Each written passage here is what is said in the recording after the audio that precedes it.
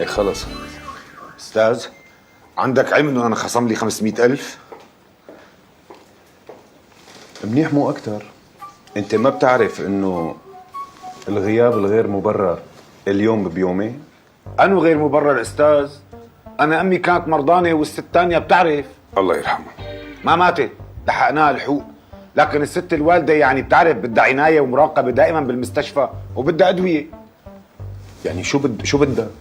عم بقول انه يعني بدل ما تزيدوا لي عم تخصموا لي. والله هون بالشركة ما في عواطف، لغيناها هي القصة مو؟ استاذ، انا موظف بالشركه من 30 سنه وبعرف بكل القوانين، لكن كنت طمعان بعطفكم. خلص انت اذا مو عاجبك ومفكر انه نحن ظالمينك، عمل انفكاك وقعي له على الاستقالة فورا.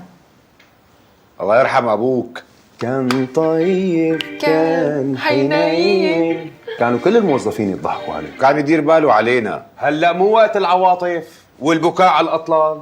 لعندي لعد تجي اي شيء بدك اياه بتجي لعند الجمال كله والحلاوه كلها. دخيلة الضحكه.